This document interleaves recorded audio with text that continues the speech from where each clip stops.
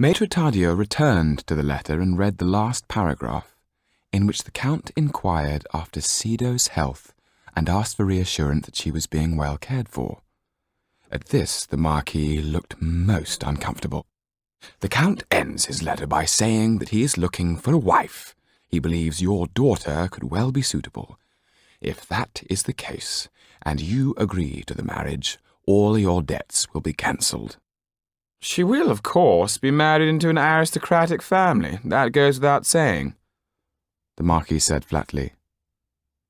One redeeming sentence, thought Maitre Tadio.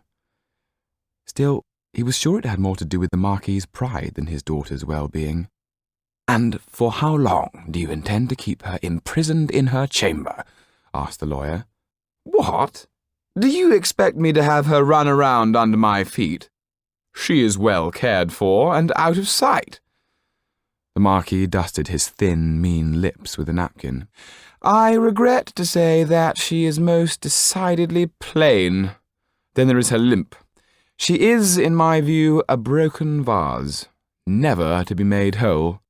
Tadio's dislike of this man was growing with every remark he made, and he said, not without a touch of irony, "I agree that for Mamselle Sido to marry the Count is not ideal.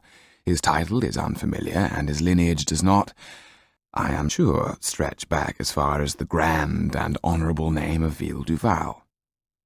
But that aside, are you aware of what such a marriage would mean?"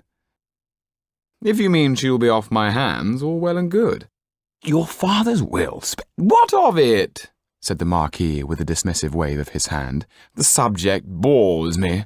"I take it, then, that you have no objection to the fact that once the marriage takes place, your daughter comes into her inheritance from her grandfather's will, which, of course, her new husband will have at his disposal."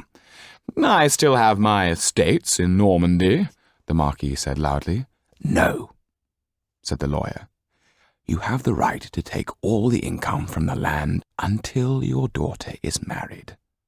On her wedding day, they will become her property and that of her husband, Count Kaliowski." "Impossible! I will not allow it," said the Marquis. "How much do the estates bring in?" "Not as much as they should. Your tenants have taken flight without paying their rents. The crops have failed.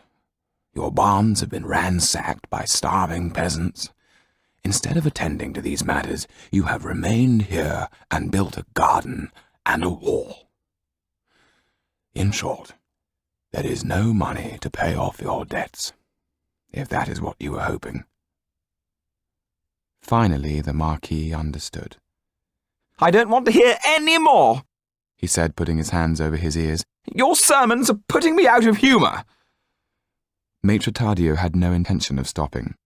"There is something written at the very bottom of the letter. Not in white ink, but in red.